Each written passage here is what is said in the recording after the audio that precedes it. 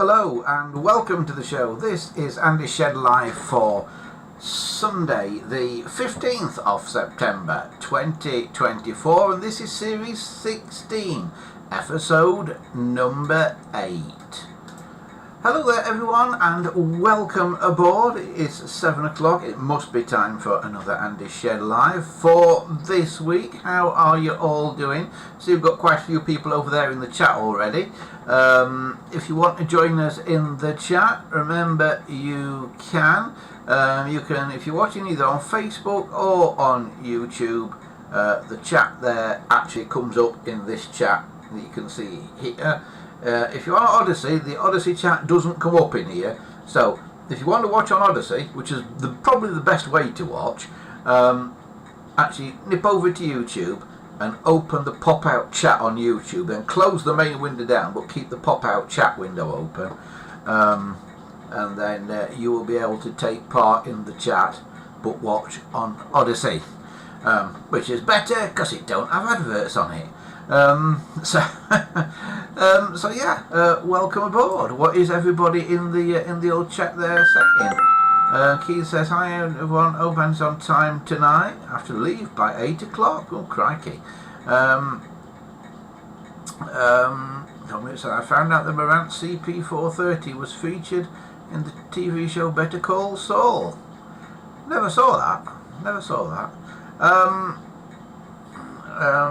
Christopher says, Andy, did you get my photos at New Zealand 746? I've got them somewhere, Christopher. They're somewhere floating about in the ether at the moment. But yeah. So that's about the size of it today. It's been a very, very busy weekend. I was boat moving yesterday, back on the South Yorkshire Navigation, the canal between Sheffield and Rotherham. So I was doing that yesterday. The boat, or that boat, Alan's boat, not my boat, Alan's boat, is now safely back in its moorings at Rotherham, having been in Sheffield Basin for the last 3 weeks. So who we got with us? We've got Dominic's here, Keith's here, Fat Hobbit's here, Christopher's here, Neville's here, BTT is here. Hello BTT. Are you somebody new, or are you somebody who's been here before, just using a different name? If you are new, welcome aboard. And if anybody else new and sort of wanting to join the chat, don't be shy. Get on the chat and say hello. Neville says, are you going to live on the boat? Good question, Neville. Don't know yet. The one I've got is actually not massive. It's only about 25 foot long. So actually living on it full time might be a bit of a squeeze. But sort of living on it for a couple of weeks or so, for a holiday or something, it'd be fine. But full time, I don't know. Might need a bigger one to live on it full time. Fat Hobbit says, what about your boat, Andy Shed? It is still out of the water, Fat Hobbit. It is awaiting a bit of work on the hull and then a full internal fit out, because it's got no innards in it at the moment.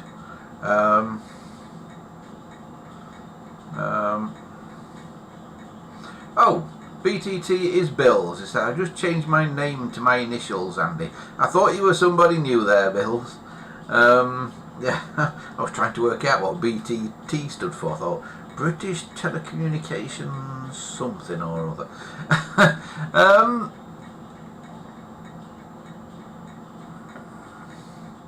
Dominic says, it's easy to change the scenery living on a houseboat. It is, Dominic. Yeah, it is. You just... And if you get neighbours you don't like, you can get rid of them quite easily as well. That is the beauty of it. And in the northern part of the country, like on those bits of canal that we've been on so far, sort of between Leeds and Sheffield, there are actually very few boats on it. It is not crowded at all. You can go all day, and you're lucky if a boat passes you. There's hardly anything on it. It's really quiet, surprisingly quiet. I'm always gobsmacked by how little traffic there is on it, which is not good because the canal gets full of weed and stuff, and the locks don't work very well because they don't get much use and stuff like that. And the Canal River Trust don't mend stuff because not enough people give them enough grief in the neck about it. But it's quiet, it's peaceful, it is. So yeah, we will do something.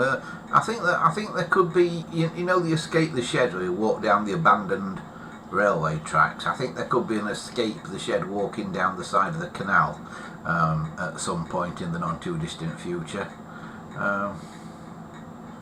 Oh, Bills has gone back to being Bills now. How do you do that then? How do you change your name like that? Do you have to like log in with a completely different account? No idea how you do that. Right. Anyhow, what's been happening this week? Yeah, well, lots. Not much of it telephone related, but lots of it has been happening this week.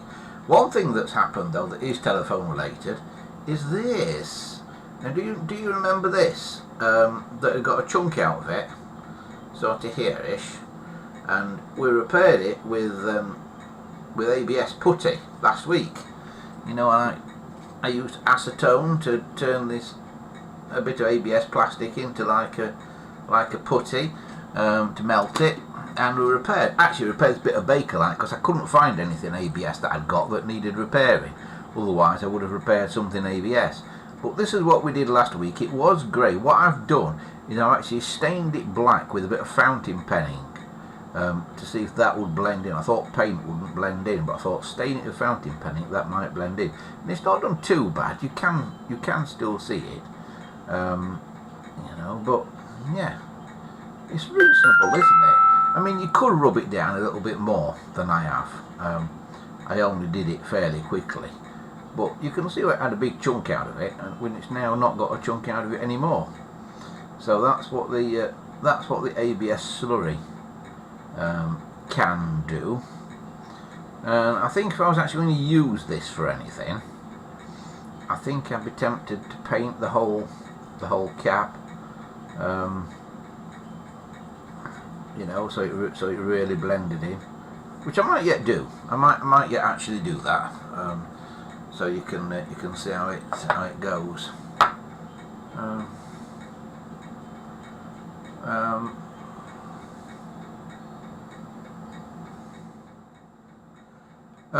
Bill says, do you think there are still telephone transatlantic cables under the sea? Yes, I do. I think they still use them for certain things. I don't think everything goes by satellite. I think there are still cables down there. But yeah, they'll not have taken them up.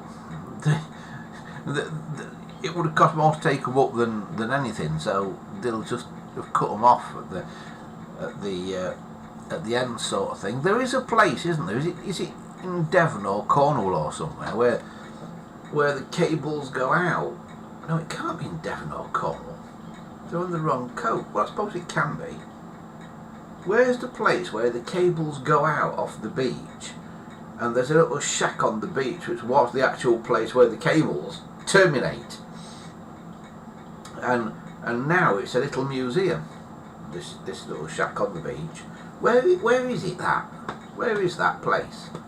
I've never been. I've seen it on TV on that time or two, but I've never been. But yeah, that's the place where the cables originally went from and to. And the first cable that went under only lasted a couple of weeks, then it burnt out. They had problems with the first one, so they had to do it all again, which is what Great Eastern famously did. Bill says you change your name by just editing it on YouTube, Andy. Oh, I don't know. I don't use YouTube, Bills. I don't use YouTube's own software. I don't even log into it if I don't have to. It's all done with a thing called OBS and Restream that does it all automatically for me, because YouTube just drives me crazy.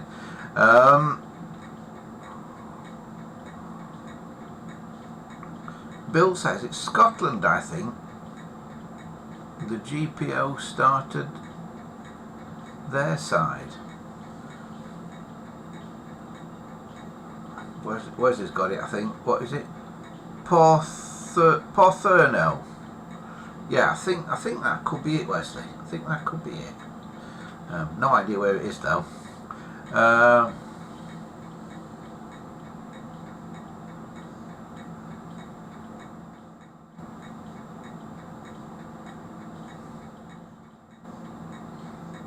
Floating repeaters for the cables.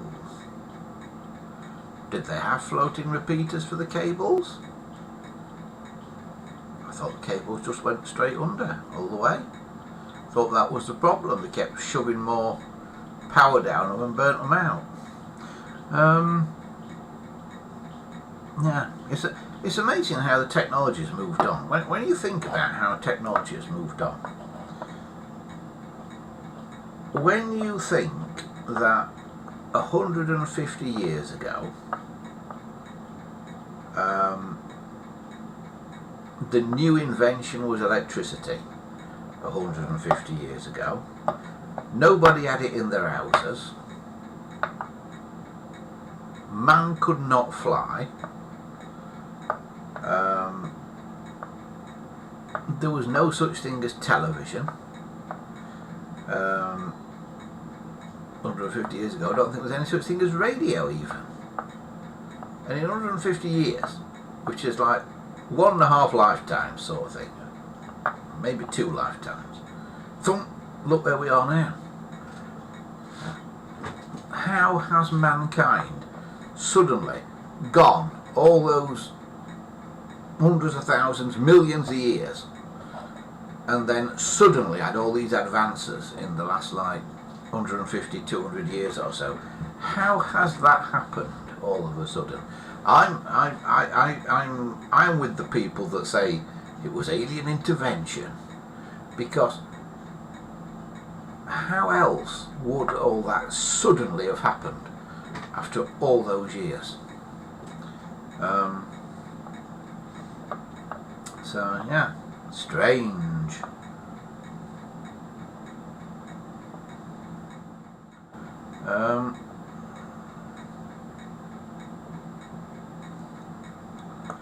Dominic says Porthcurno is on the Lizard Peninsula in Cornwall. Yeah, I think that's where it is, Dominic. I think it is down there. Yeah, I think that is where it is. I think that's where they go from, because they kind of go out and go south and then go across, and some of them go across to France, because of course they're not just connecting to America, they're connecting to all parts of the world and where the British Empire was and that. So that's a good point to go out, and you can kind of go all directions from there, because as you say, it's on a point, it's on a Lizard Point.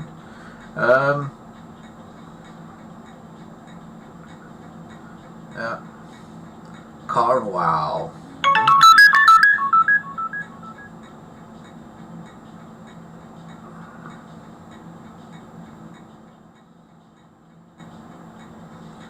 Where it says, once you get advances like electricity and radio transmission, the rest just avalanches. Yeah, but where's the avalanche from? Where the hell did they get electricity from, and all that sort of thing? Something must have happened. It wasn't discovered accidentally, was it? Something must have happened. Yeah, I don't know. It's all too weird. It's all too strange, and that, because they say that transistors are reverse engineered alien technology, don't they? Because we suddenly went from these big glass valves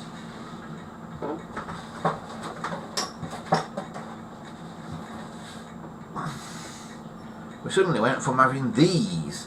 Can you imagine if you had these in your mobile phone? Can you imagine how big your mobile would be if it relied on these?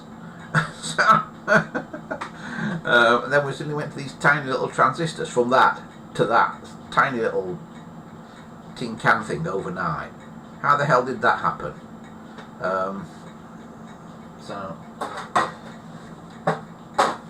yeah. Where it says, clever people like Nikolai Tesla. Well, yeah, well, Nikolai Tesla, he's an interesting character, isn't he? Because there's all sorts of stuff about him. One of the transmission of electricity that they nobbled and stuff, and who was Nikolai Tesla sending secret messages to from his apartment in the New Yorker hotel? He was sending secret messages to somebody because Nikolai Tesla went a bit strange in his later life and rented a room in the New Yorker hotel, New York City, or a suite even, in there, and basically used to spend his day going across to Central Park and feeding the pigeons. But what he actually was doing was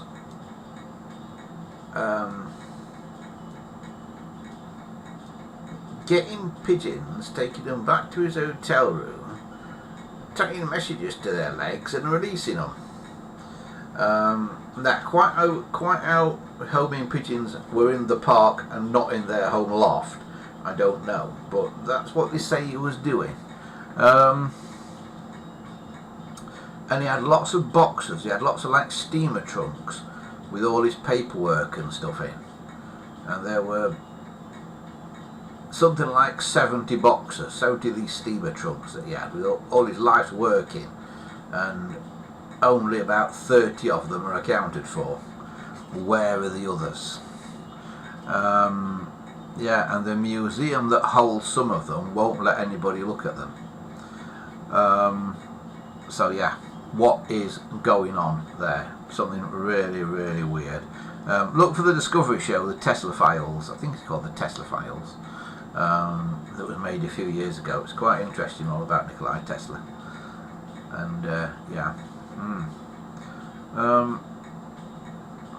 Dominic says, any further info on the 1973 Mark 1 746? No, Dominic. This is it, isn't it? This is it here. No more data. But from what people have said to me, we think Mark 1, well, we think Mark 1 746s probably went until 1974. We think. Christopher thinks he's seen one on eBay, dated 1974. Now, whether or not it's got the original case on it, or whether somebody's put a Mark 1 case on a later phone, who knows? Well, I mean, we can never know. But did they go as far as 1974? Well, I've never understood. They changed the cases, allegedly, because they say you could put the handset on these and miss the hook switch, so you didn't hang the phone up properly. Well, I have tried for years to put the handset on and not hang the phone up properly, and I cannot do it. It hits the hook switch every single time. So I think that story about why they changed the cases, because you could misplace the handset, I think it's nonsense, because you can't do it. However you do it, however you throw it on there, it always goes on in the right place. You can't. It's impossible to get it wrong.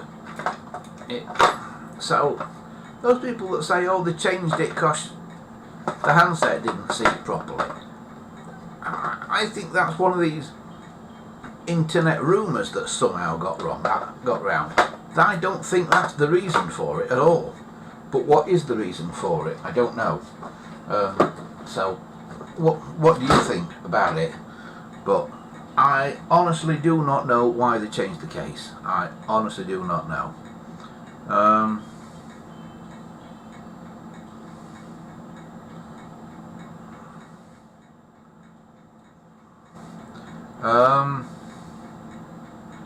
Bill says Volta for electromagnetism.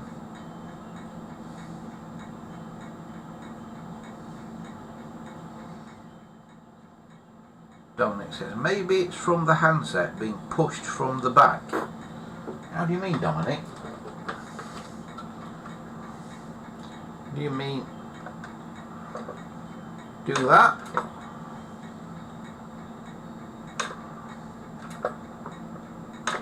What does that? Yeah, well, it still falls back, doesn't it? Don't get it. Do not get it. Do not get how you can get that wrong. Unlike a bloody Erica form that you hang up people with. Yeah, don't understand it how you can get that wrong. Christopher says, I have a 1975 GPO 746 with a Mark II case, so I think 1975 was first year for Mark II cases. Hard to tell, Christopher, because a Mark II case can be put on an earlier phone, and when phones have been back, particularly if they've gone back to Kunkan, to the GPO's factory at Kunkan that did all the refinishing before they sent them out again, I'm sure they probably started putting Mark II cases onto older phones. So it's very hard to say, and I think it changed over. Remember there were like 20 or 30 different factories, different places making 746s. So I think they won't all have suddenly got the molds for the new case on the same day and gone, right, today's the day we use the new molds. I think it will have been a slow thing, and certain companies will have used new cases before other companies use new cases. So I don't think there will be a hard and fast cut-off date for it. But I don't know. It's one of those things that's probably lost to time.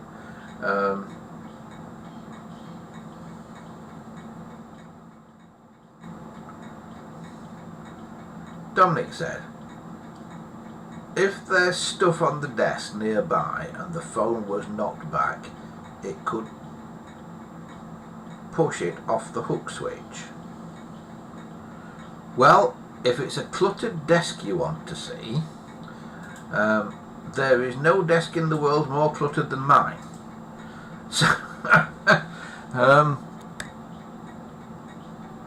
So,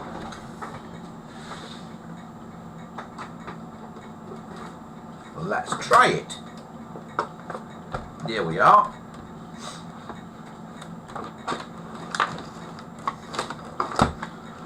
Can I use something to push it off the hook?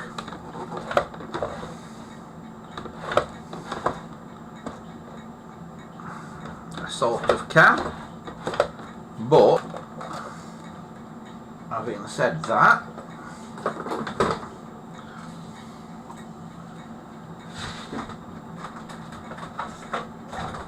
let's get one with the Mark II case on it.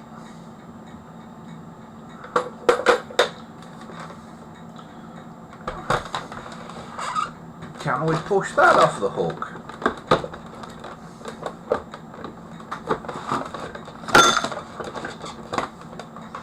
It's harder, I'll grant you. But what kind of... to use the American terminology, what kind of dumbass would you need to be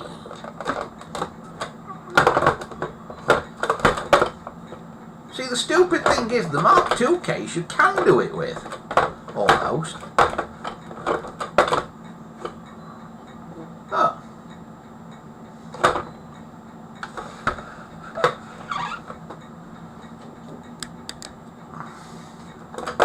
Mark II case you can do it with.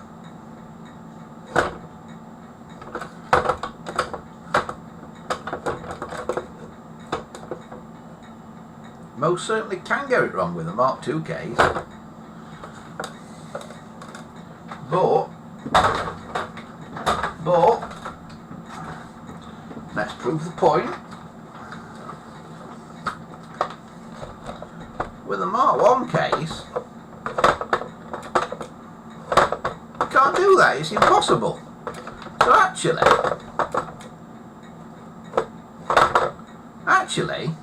I think the Mark II case is worse.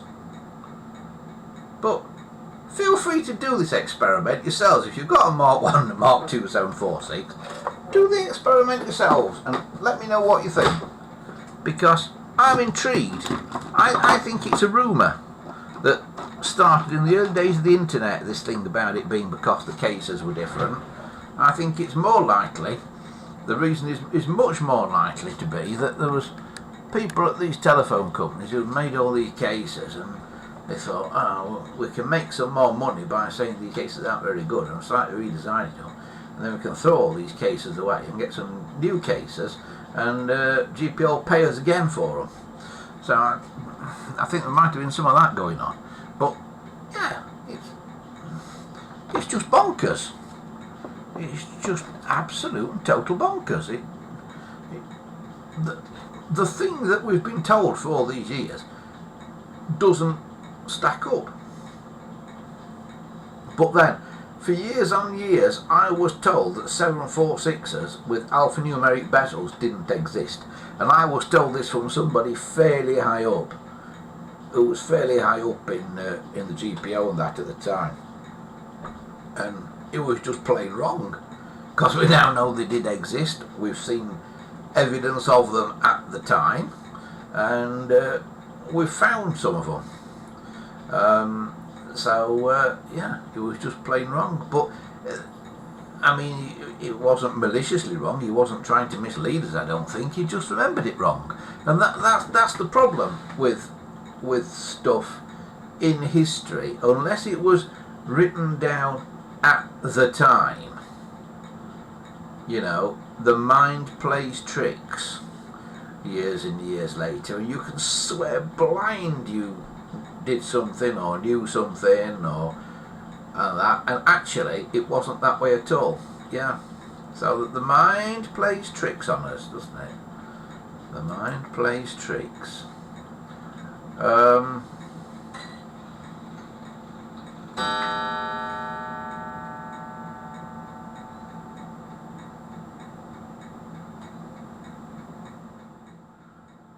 Wesley says he finds the war phone version strange when there was already the 711. Yeah, the 741 you mean. Yeah, well, they're really not different. The cases are not different. It's amazing that it went in the same case. I mean, why did they redesign the cases? Why didn't they just put the 746 circuitry in the 706 case, which is basically what they did with the 711. Some people say there's a very slight difference in the case between the 711 and 741. Can't tell you what it is though, I've never noticed it. Bill says, Andy, I recently bought an older telephone switchboard magneto. Do you know if the operator telephone would connect on the terminal or the exchangers or the line-in cord? I'm struggling with it. On the terminal or the exchangers or the line-in cord. The operator telephone.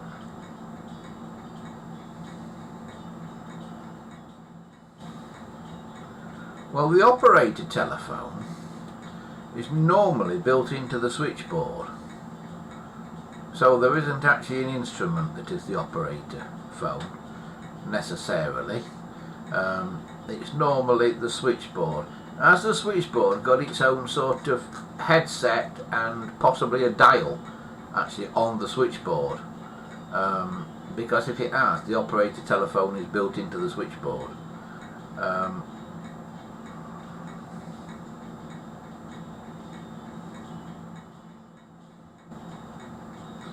Bill says, I'm going to try that 746 slope for sure. Yeah, give it a go, Bills.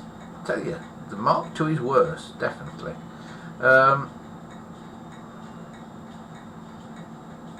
Wesley says there will be an engineering notice somewhere about the changing cases. Alright, your mission, Wesley, should you choose to accept it, is find that engineering notice. Because yeah, there probably was some sort of notice that went out about them, but I've never seen anything about it. But then they sent engineering notices out, like when they changed the colour of the doors and stuff. So, you know, engineering notice about everything. You know, if a fly landed on the windowsill of an exchange in Clacton, they'd send out an engineering notice about it. So, yeah, good luck going through all them. Wesley says there's no difference in the case between 711 and 741. I don't think there is either, Wesley, but somebody said there is a slight difference. Something to do with the rim of the case. One of them's got a slight recess on the rim and the other hasn't, or something. But I don't know. I think they're interchangeable. I've never put a case on a phone that hasn't fitted. Let's put it that way.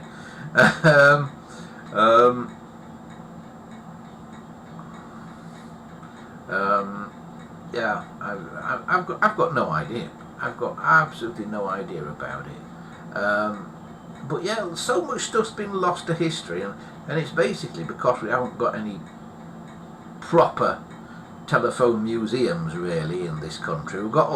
We had all this connected Earth business, all these little museums all connected together, but nobody had the definitive collection and all the stuff and all the archive and that to go with it, did they? I mean, some places have given it a good try, but there is no National Telecommunications Museum, is there? Which is a great shame, really, because there ought to be. But yeah, it's tricky. It is tricky. And of course you can't open a museum in this country, because as I've found to my cost, finding a place where you can open a museum is impossible, because the tiniest bit of land or the tiniest building, they go and build 10 houses on it. So it's almost impossible to do. I watch these YouTubers, these bloggers that go across America, people like Adam the Woo and also the Carpetbagger. And they go to these roadside attractions across America, and they go to these small towns that have got these museums. It'll be the museum of something totally random. The Museum of Bob Wire is one that springs to mind, and you know, there's this small town that is like an empty town more or less, and you know, there's like big buildings empty, you know, that you could probably rent for cents rather than dollars. And so they open all these wonderful, quirky museums that people like Adam the Woo and that go and visit. And yeah, if only we could have something like that in this country, but no, we have to build 1 million houses on it for all the blooming boat people. Don't even get me started.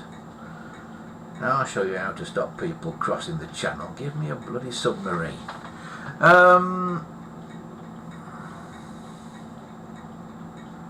Dominic says it would be cool to connect all the little phone museums with a POTS phone line. Well, CNET does it with certain ones. Some of the museums are connected up via CNET. So yes, some of them are connected. So people in one museum can ring somebody across the other side of the world in another museum. That's what CNET does. I need to get CNET up and running again. It's been down for far too long here. My CNET server. I do need to get around to getting that sorted. It's just having the time to do it. It really is, because it's just awkward. Neville says there are some museums like the Amberley Chalk Pits Museum, the National Kiosk Collection at Avonscroft, and Fed Up of Boat People. Yeah. Yeah, there are some museums, and you've named a couple of good ones there now. In fact, you've named a couple of really good ones. Milton Keynes, I believe, has quite a collection of telephones and stuff as well in Milton Keynes Museum. But yeah, but they're all sort of having a little go at it, but it's not coordinated sort of thing, is it? They all need sort of bringing together somehow. You know, there needs to be a sort of central point for it all. But yeah, and none of them are anywhere near me. That's another problem with it. But yeah, we've got to something needs to be done about this, because there are lots of people who've collected telephones, including a lot of people on here, and I include myself in this, who have got collections that will one day need to go somewhere. So yeah, it does need some kind of museum, because time and time again I have seen people build up fantastic collections of things, not necessarily telephone related, but things, and then that person has died, and their sons, daughters, grandsons, granddaughters, whatever, have gone into the house and basically put it all in a big skip and sent it to landfill so they could sell the house. And that has happened on numerous occasions. I've seen that happen. Neville says, why don't you set up your own museum? I would love to, Neville, but it's property. It's property. You just can't get property at a sensible price. And let's be honest, it's going to be a very niche museum. It's never going to be profitable. You know, it's going to be a very niche thing. So you set it up, but how do you fund it? How do you keep it going? That is the question.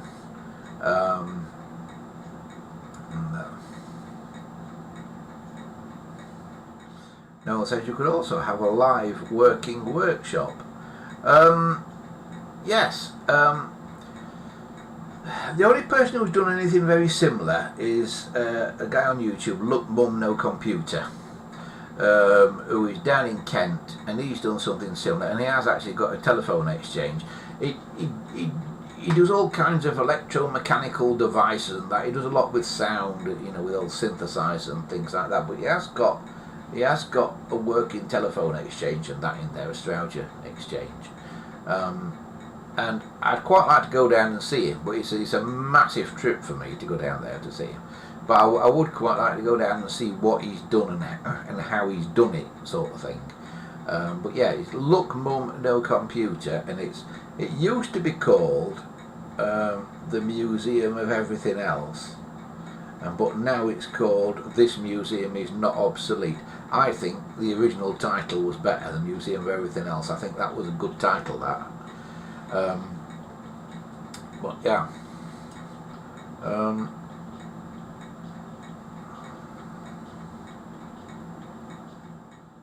Neville says, great example, but off topic, is the Pinball Hall of Fame in Las Vegas. Great old machines, and they are restoring them in the background. You pay a small fee to get in and play on them. Are they free play when you get in, Neville? Or do you actually have to put money in all the machines?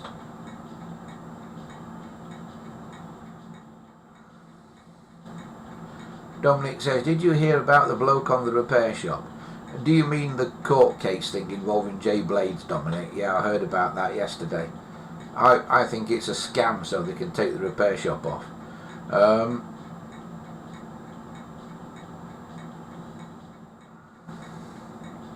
Bill says, I watch Sam on YouTube. Look Mum No Computer. Is his name Sam? I don't know what his name is, to be honest with you. But yeah, he's very good. He's very good. Yes, we've heard about J Blades. Yes, it'll be interesting to see if the repair shop's on next Wednesday, won't it?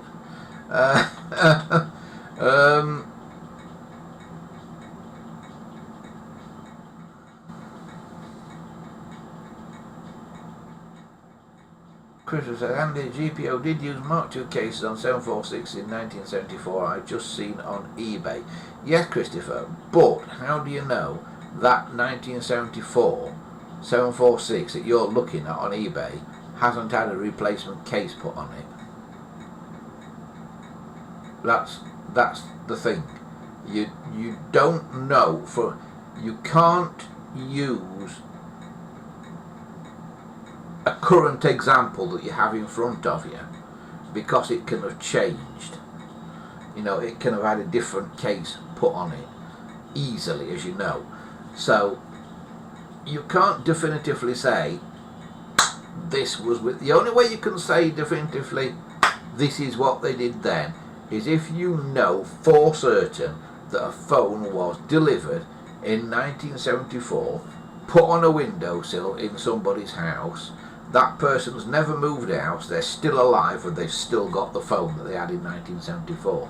That's the only way that you can know for certain.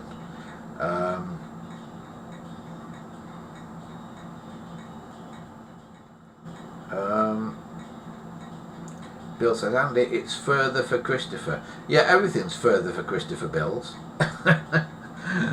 Unless it's something in Australia, in which case it's further for everybody else. Yeah, so this is the problem with telephones, that all the bits are so interchangeable that you can never know for certain, using an actual example, what happened. The best thing to know what happened is to find a piece of film that you know when that piece of film was made and see a phone on it, like the red alphanumeric 746 on that GPO made film that we know was made in around about 1971 or whatever. You know, that is irrefutable evidence from the time, because it's there on the film.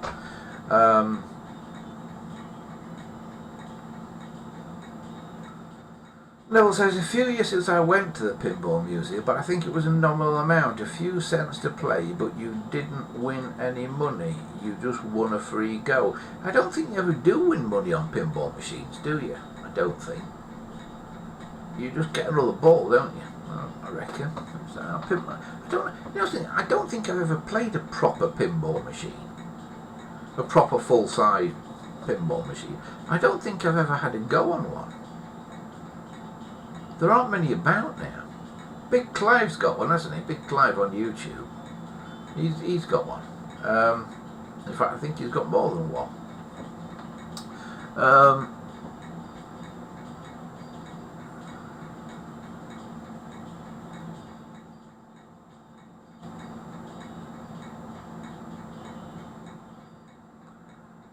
Yeah, Bill's is right, you see. He said, I think things will have been changed and replaced at some point with GPO, as things did break with much use. Yeah, it's all going back to that thing about originality, and that museum curators love to tie themselves in knots about this. There was a tram at Christ, Lead 602, built in 1952 or 1953, I think it was 1952. It's run at Crouch. I've worked on it, I've driven it, I've conducted on it, and then they took it out of service. They said it needs an overhaul. Somebody offered them a load of money, you know, £100,000 plus to overhaul it, and Crouch has now got a curator. It didn't have a paid curator in my days, but it's got one now, and this paid curator stepped in and went, no, you can't restore that tram, you can't overhaul it because it's original as it was in 1952.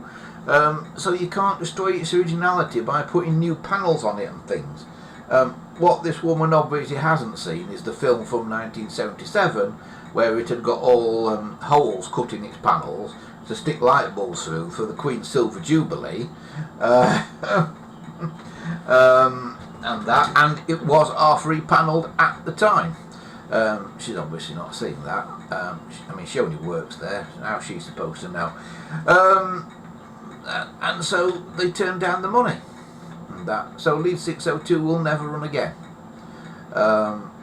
because of that. Now, I think that is potentially wrong, because I know from bitter experience with vehicles that if you don't use them, if you don't keep the moving parts moving that in a vehicle, they deteriorate to a state where they can no longer be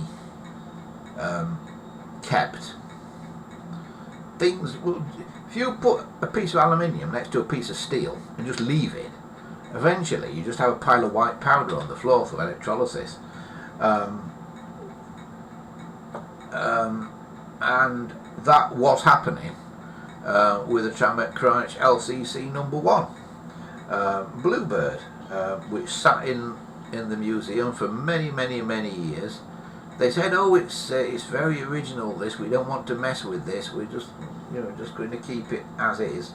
And it deteriorated so much that they realised that if they didn't actually do something with it, it would eventually just fall into a heap on the floor.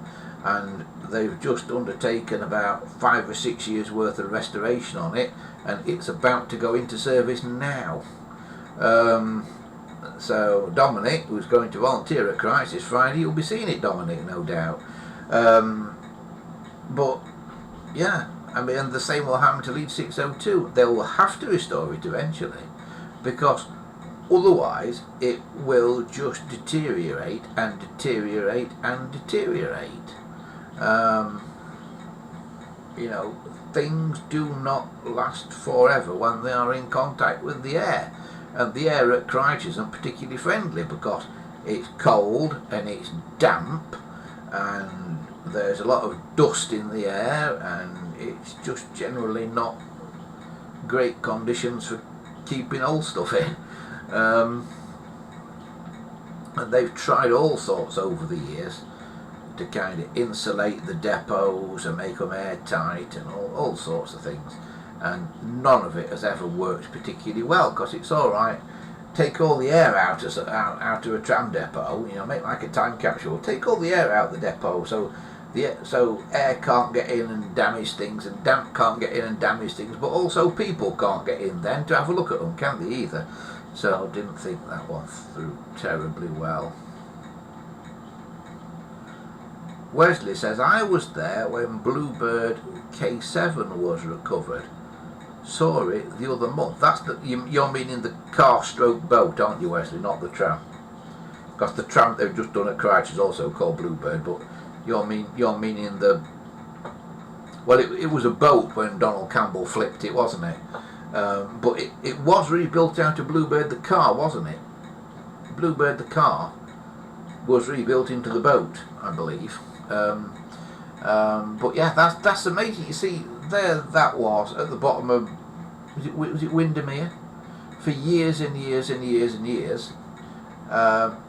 They brought it up a tangled mess, and that's amazing that they did that, given that obviously Donald Campbell died in it. And they found it, brought it up, totally restored it. Now, if the creator woman at Crouch had her way, that would be a tangled mess covered in duckweed on a plinth somewhere, and everybody would look at it and go, "What's this pile of scrap?" and walk straight past it. So yeah, it's a very tricky thing. This thing about originality in museums, and do you keep stuff original or not? Well, what is original? And I put it to you, nothing that's had a service life is original. It's Trigger's broom, innit? It's had 3 new heads and 2 new handles, but it's still Trigger's broom. It's difficult, that one. It is difficult. Get talking to anybody in a museum environment about originality and should we use stuff or should we stuff and mount it and that, and all sorts of things kick off about it. I can remember a big hoo-ha. There was another tram at Crouch that at the time was Sunderland 100, the centre entrance Felter, that is now MET 331 again. It was a prototype London tram, a bit like LCC number 1, and when it went from London it got sold to Sunderland, who liked central entrance trams in Sunderland. Not quite sure why it didn't go to Blackpool. It ought to have gone to Blackpool, but that's another story. So Sunderland had it and operated it for a while. It ended up at Christ. It had been basically a wreck in a corner for years and years and years. The Garden Festival at Gateshead, next door to Sunderland, came along, and they got a grant, sort of thing, to restore it. They got some sponsorship on that to restore it from British Steel, and they painted it all up in Sunderland colours, red and cream. And then British Steel said, hang on a minute, we've sponsored this for going to the Garden Festival, we want it painted in our colours. Christ said, what do you mean? Well, British Steel said, our colours are blue and white, we want it painted blue and white, with British Steel written down the side of it. And I said, you can't do that. And they said, well, we've paid X thousand pounds to sponsor its restoration, we feel we can. And in the end, it did get painted blue and white with British Steel down the side of it to go to the Garden Festival at Gateshead. And there was a massive uproar about it. Absolutely massive uproar. It shouldn't have happened. We should never have sponsored trams and that. And my thought on it was, if they hadn't sponsored it, it would never have got done. It would have rusted away to a pile of nothingness in a corner. And okay, it's painted a stupid colour, but at the end of the day, it's paint. It's a protective coating on the thing. So they've basically put a protective coating on it. They want it that colour for a year while it runs at Gateshead. You get it back, it's got that protective coating on it, you put another coat on the top, don't you, paint it whatever colour you blooming want. Why worry about it? A coat of paint for the sake of a year. But no, there was a lot of energy expended. Oh, this is terrible, this is terrible. Oh, I'm resigning my membership. Oh. Yeah, but who cares? Who cares? To be quite honest, I would love to see Flying Scotsman painted BR blue with yellow ends on. You know, why not just do it, just for a change, just for a while? All those people that have took photos of Flying Scotsman over the years, it's always been the same bloody colour, hasn't it? You know, you go and see Flying Scotsman now, it looks the same as if you went and saw Flying Scotsman 30 years ago. I know it's had a bit of time in BR green, hasn't it? Instead of LNER, I think it had a bit of time in BR green. But why not do something really random?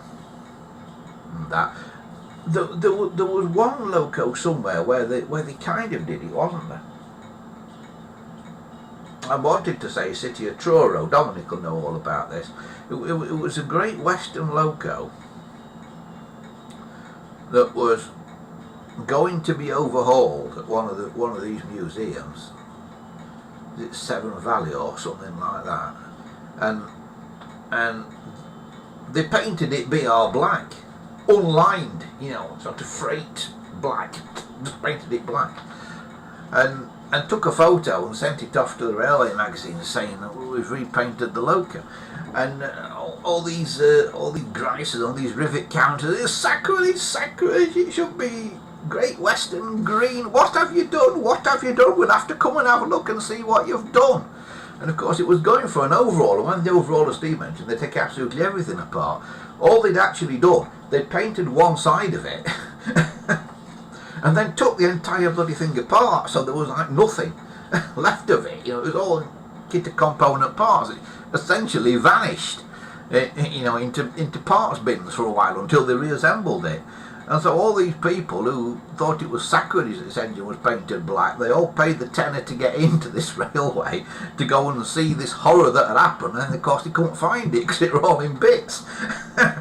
and the railway's going, ka-ching, thank you very much, that'll pay for the restoration. But yeah, it was really, really funny.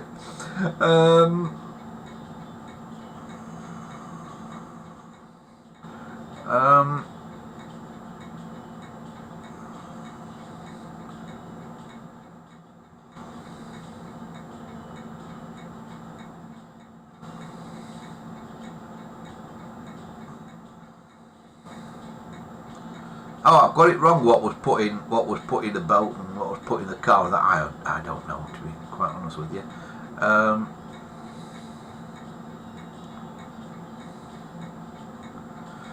Dominic says, I quite agree. He says, just like the outrage over the GBRF Class 50s.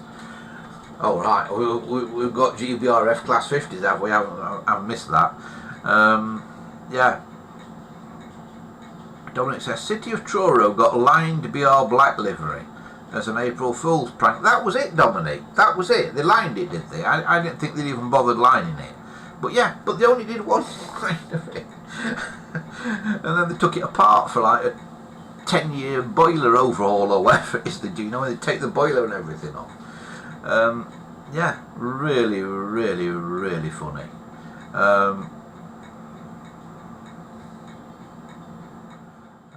Dominic said, I do hope one day they can take those ugly smoke reflectors off Scotsman. One day. Yeah, but should it have them? I don't know if it should have them or not. I've got no idea. You see, the thing about things, the other thing about this and about originality and stuff, with something like Flying Scotsman's a really good example. When was Flying Scotsman built? 1930 something? I don't know. I'm not an expert on locos, but not an expert on trains in general, really. But let's see, Flying Scotsman built 1930 something, ran till 1960 something. 30 years, yeah? Yeah? So it's now being preserved far longer than it ever ran in service. So should it be now preserved how it was preserved, or should it be preserved how it was in service? Just asking.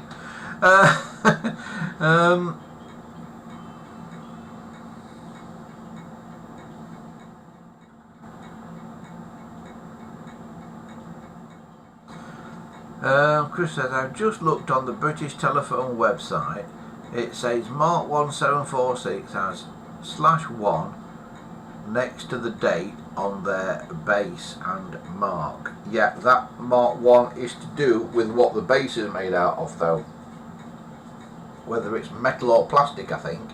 It is not to do with whether it's a Mark 1 or a Mark 2 case. As far as I'm aware, it's more to do with the base and not the cases, Christopher. I think.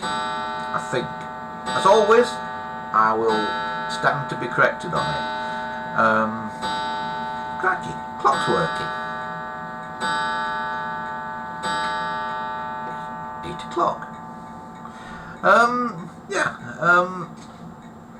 Yeah, it's hard to know. You just can't know if anything's original or not these days. You really, really can't know. So you can have a stab at it, you can have a guess at it, you can look at the state of something, or you can look if there's dates on all the components inside something and go, well, all these components, dates all seem to match, so it's a fairly safe bet that all these bits were together originally. But it's not certain, because they can have just used all 1972 bits or whatever and built one from scratch. So yeah, I mean, I have built up phones out of bits before. I mean, there's this one here that we're doing that would turn into this red wall phone. It's built out of bits. These bits were never together before, but it's turning into a red wall phone slowly. Talking of turning into things, where have I put them? Now, where have I put those? Oh, nuts. I put them somewhere and I don't know where I put them. Just bear with me one moment.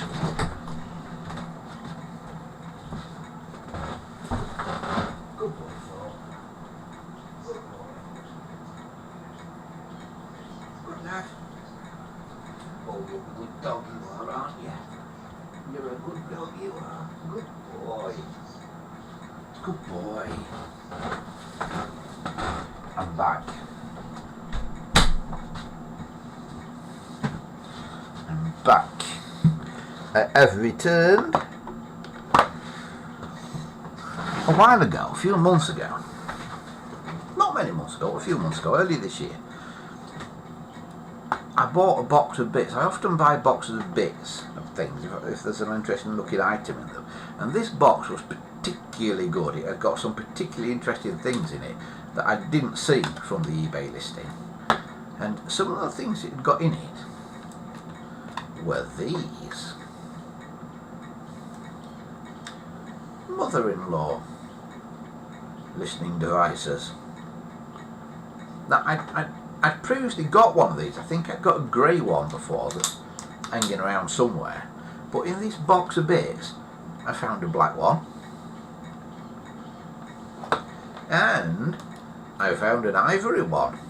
So I've now got the three common colours, like that they seem to make everything out of. You know, they always seem to make.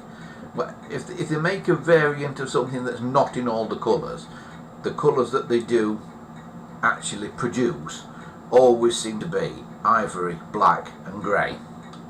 So I've got all those ones now. Question now is, mother-in-law receivers, did they do them in the other colours as well as black, grey and ivory? So did they do a green one, did they do a yellow one, did they do a red one, did they do a blue one? Did they do a brown one? Yeah. And you can't make one because although the cap, I believe, is a standard-ish cap, you got the back, which is completely different. So,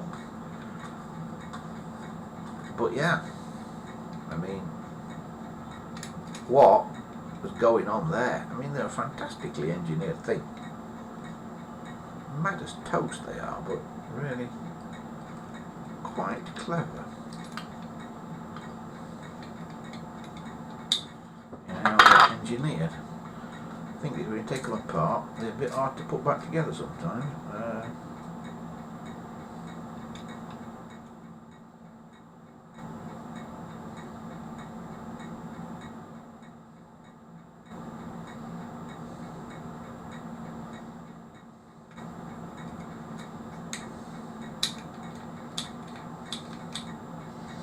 So yeah, mother-in-law receivers.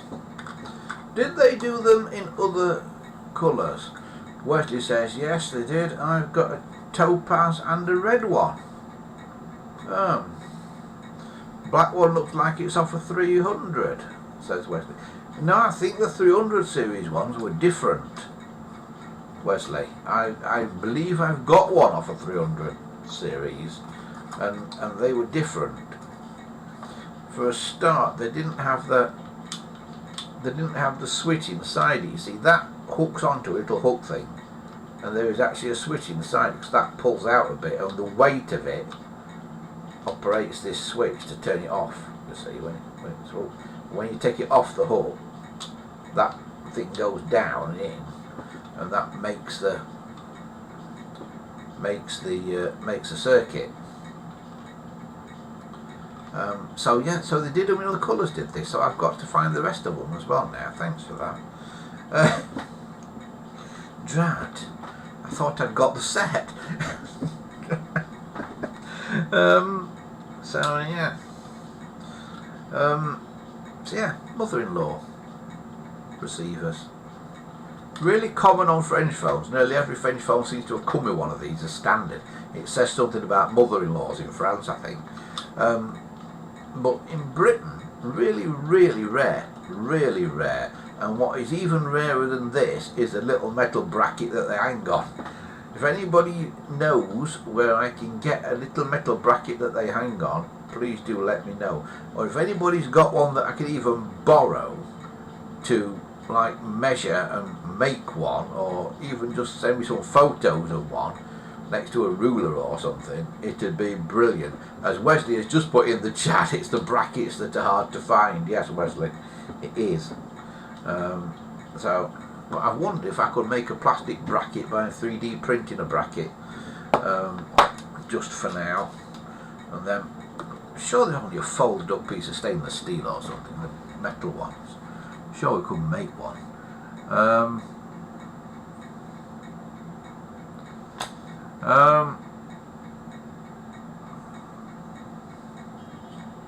Wesley says that black one looks like loop terminals.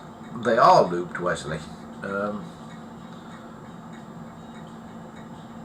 They are looped, but I think somebody's put them on. I don't think they're the correct ends, because they that one's kind of shorter on the ends than the other one. So the other one is, the black one, is much longer. So I think somebody's cut this one short and done. But, I thought, how interesting they are. So we've got a black one and an ivory one. So I thought that was quite good that we had two of those like that. So look at the amount of stuff on the desk these days. It's getting crazy, this desk. So yeah, mother-in-law handsets. I've also got a draw dial in that box as well, so I could potentially put another pendant phone together. I have assembled one. I have got a working pendant phone system, so I could do another one. Because it's the draw dials that are the bit that's hard to get of those. But yeah, I've now got another draw dial, so I could put another one together. But this is the problem when you've got no space, you see, because no real working space and that. Yeah, could do with another in to have a museum, is to have a proper workshop in it and that, and have some space to get things out and work on stuff and put components together that you've got at different times and things, and yeah. We do need to open this museum. If somebody got like upstairs of a shop or something that they don't want, let us know. Yeah, because it does need to happen. It does need to happen, because all this stuff's got to go somewhere eventually.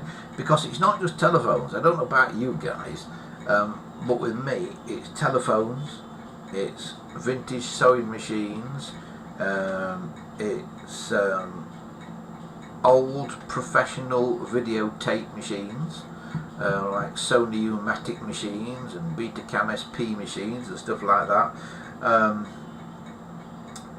What else have we got? Oh, we've got a large collection of old-fashioned bus ticket machines, you know, the mechanical ones, not the electronic ones.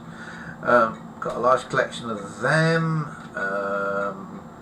What else have we got?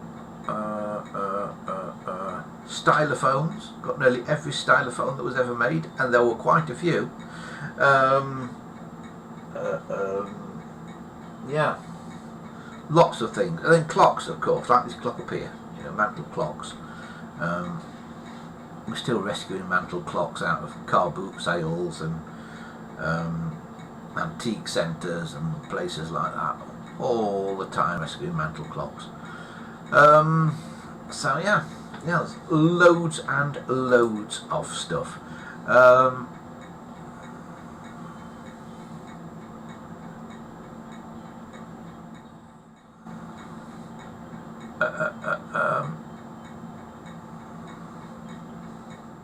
Wesley says, with me, it's telephones, old rally burners, old Land Rovers, and an old tractor. I have got an old Land Rover in the garage here, yeah.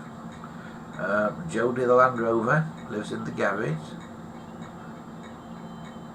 Neville says, old bus pedals. Old bus pedals? Just the pedals?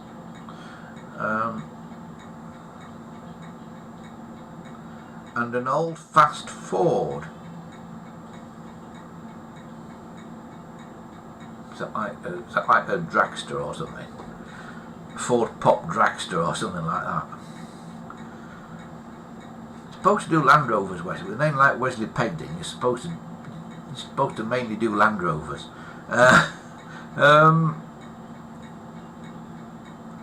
Chris says /1, it means the model of the phone because it says also Mark II is /1A on the base. I will send the information in email to you, Andy. Yeah, I already know it, Christopher. I already know it. The other thing to say is that website has got more mistakes on it than a little. So you can't take anything for granted that's on that website because it has got a lot of mistakes in it. Where he says, no, it's an 80s Ford. Oh my God, he's got a Capri. You got a Ford Capri, Wesley? Christopher says, I have old railway tickets. Right, yeah. People do collect old railway tickets. I have seen people with books full of old railway tickets. Yeah. Bottle tops was another one. Beer bottle tops. I know people who collect beer bottle tops. I also know, I know 2 or 3 people who collect bricks. You know, bricks with names on? I know 2 or 3 people who collect bricks. Yeah.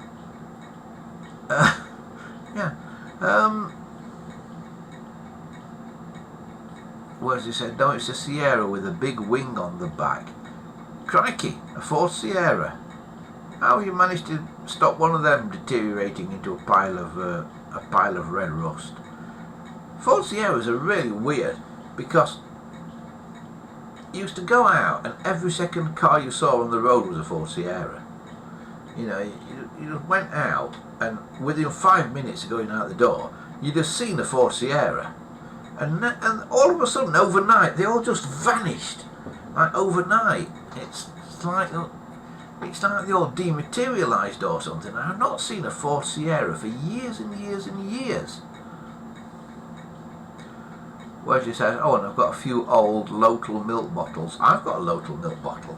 It's a collection of one mine. I went and did a litter pick near the radio studio at Pleasant Vale earlier this year. They had an organised litter pick, and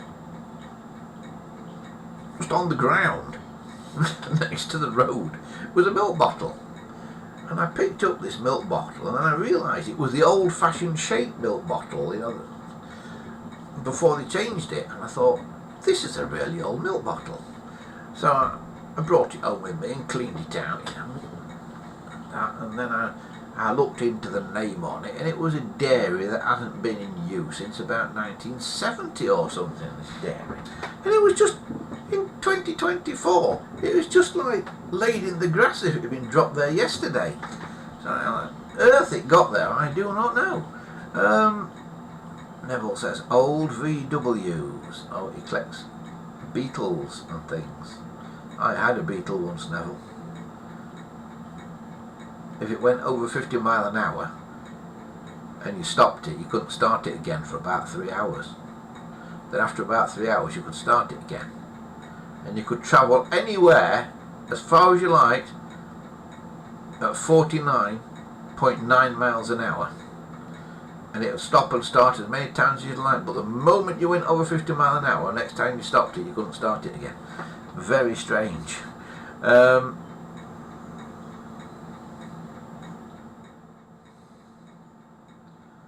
Neville says, missed the old milk float going around Park Hill. Crikey, do you know of the Park Hill milk float, Neville? Not many people know about that. Yeah, actually, Neville, are you in Sheffield? You're in Sheffield, Neville. If you're in Sheffield, go down to the canal basin, because there are 2 old milk floats, one of which is broken in half at the canal basin, and I'm trying to find out who owns these milk floats. Because I'm sure you could make one good one out of the 2. Yeah, I quite like a milk float. It's the only electric vehicle I will now have anything to do with going forward, is a milk float. Decided electric cars are not the future. I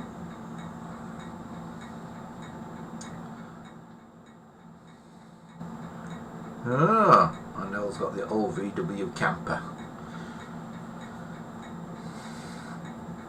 Yeah, the milk float that used to go around. I think that was a special milk float that used to go around Park Hill Flats. That used to go sort of along the landings of Park Hill Flats. I think that was a specially small milk float, so it would go in the lifts and things. Neville says near Crystal Peaks. Oh, you're not far away at all then, Neville. You're not. Very nearby. Yeah. Right, we'll be roping you in for Sheffield Steam Rally next year. Yeah. Sorry, I'm just reading the chat. Yeah. Yeah, so everybody collects lots of things, so we could open a very interesting museum, couldn't we, all this stuffing?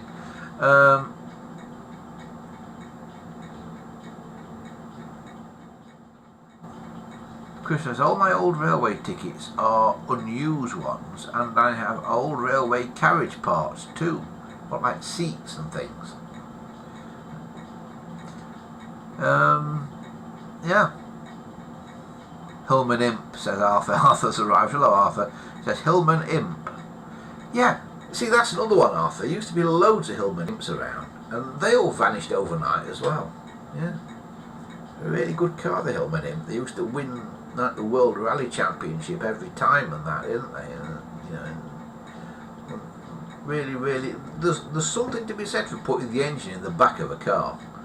All cars that had engines in the back seem to have been quite successful. Somebody will now come up with one with an engine in the back that wasn't successful, won't they? Bond Bug. Where's the engine in a Bond Bug? Is it in the front or the back of a Bond Bug? I don't know. I quite like a Bond Bug. Yeah. It's very much my sort of car, a Bond Bug.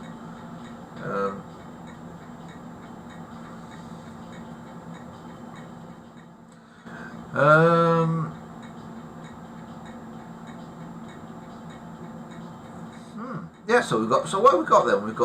We've got people with old Land Rovers and cars and stuff, and yeah, collections of all sorts of strange things. Some of the collections of strange things that I've ended up with are not things I particularly collect, but things that would have otherwise ended up in collection of things that would have otherwise ended up in skips that I've rescued because I thought they should not be going in a skip. I've got a ton, absolute ton of shellac 78 records that I've rescued from places over the years. Absolutely nobody wants them, but just the artwork on them's quite good. I think the artwork on the sleeves.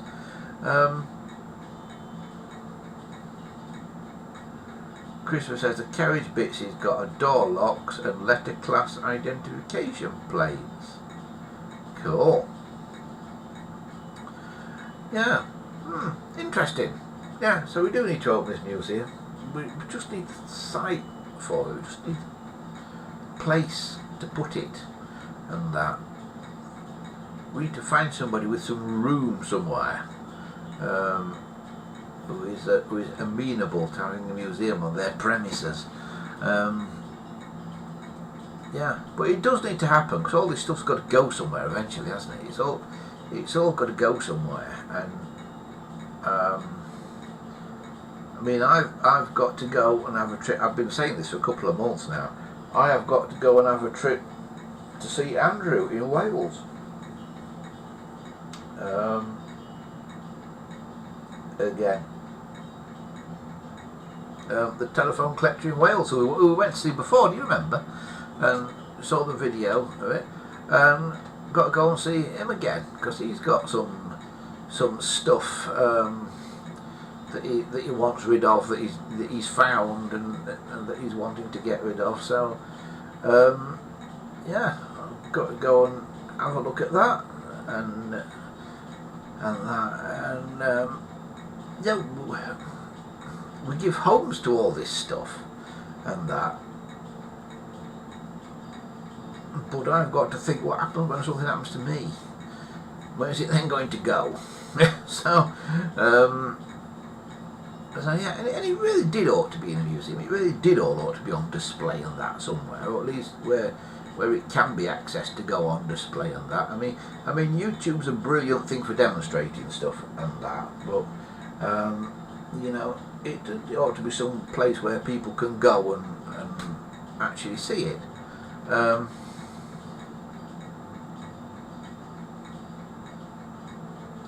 Arthur says, I still have 2 glass milk bottles in my fridge. I use them for my water. Huh, cool. Excellent idea. I think you can still get... In fact, aren't they making a bit of a comeback now, glass milk bottles? You know, in this green world that we live in, aren't people suddenly deciding having plastic milk bottles from Tesco's is not a terribly good idea, and it's better to have reusable glass milk bottles delivered to your doorstep? Arthur says, my father used to build Hillman imps in Paisley, Scotland. Brilliant. Absolutely brilliant. Great little car. I've never had one. There used to be a couple parked down the road from here. I remember when I sort of just leaving school and that, there was somewhere down the road that had a couple parked in the front garden. Yeah, brilliant little cars. Yeah. I always get a feeling they were probably hard work to work on, because you had to open a thing in the top of the back, didn't you? Like a little flat thing, and the engine was down in there. I always got a feeling they were a bit tricky to work on, Hillman imps. But yeah, really good little cars. Right, there we go then. Yeah, so we're looking for a museum. So let us know if you know where there might be such a thing. Oh, hang on, that's still running. What's that still running for? Close that. Right, got rid of that. Yeah, so yeah, we are still searching for a museum. Meanwhile, the stuff is accumulating. I mean, let's see the clock here. Another one here that's part way through being restored. Because it's got a problem that needs sorting out. And then what the hell's that?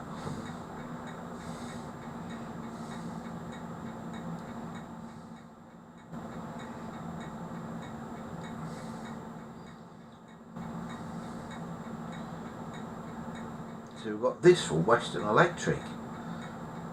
What is that bit? Is that like a mother-in-law thing from America?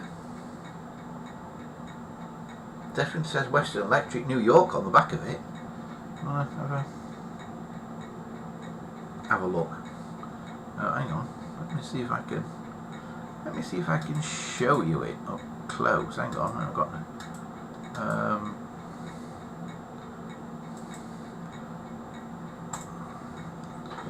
There you go.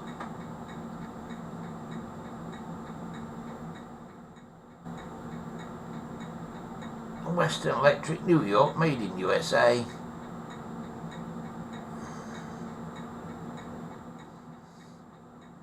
Now what does it say?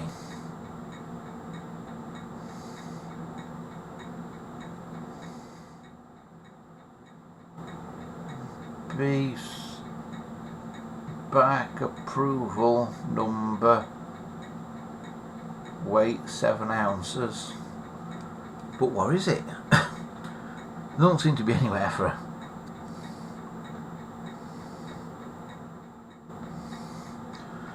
Doesn't seem to be anywhere for like a wire or anything to go in. There's something. Oh, that's a switchy sort of thing. Is it a?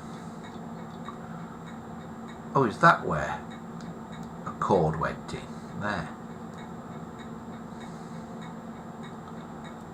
Can't get the damn thing apart. I've got no idea how it comes apart. There's a little hole there. Maybe you put something in that hole to get it apart. I don't know. But what is it? Tell me what it is, somebody. It's American, because it says Western Electric on it. So yeah. What is this? Yeah, so it's all little things like that. I've got all sorts of things that I just can't blooming identify, really. So yeah, if you've got any ideas, let us know.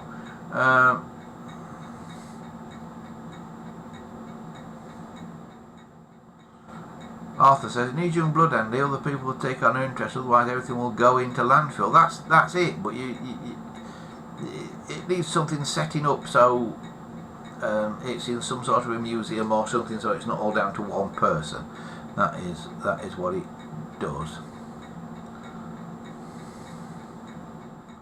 Neville says, "Milk tastes better in glass or the old cardboard containers." Arthur says, "It definitely does, Neville. Plastic ruins the taste, as does cans with beer and juice." I don't think you're supposed to put beer and juice in the same can though, Arthur.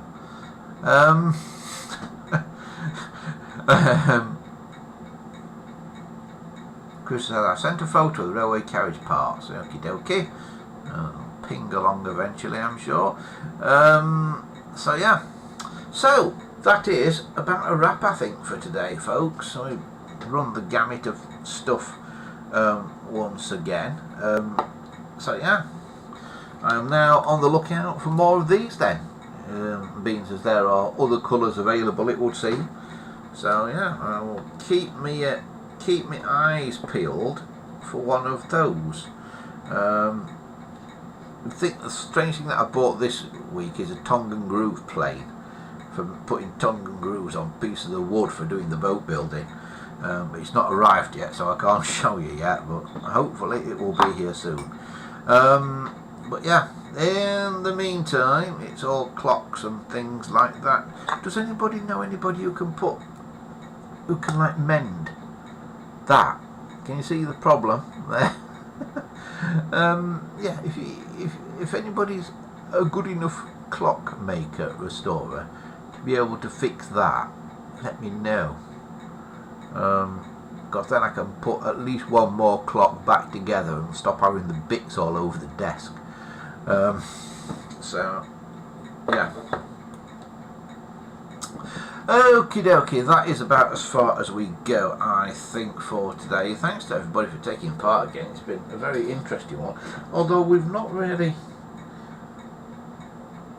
done much of anything major today. We've gone through the right gamut of topics, haven't we? So yeah, we've gone through all sorts of things. But yeah, it is interesting. It is interesting. But yeah, it would be nice to get everything out on display. Get all the telephones on display somewhere. Perhaps we ought to have some kind of event. What do folks think of this?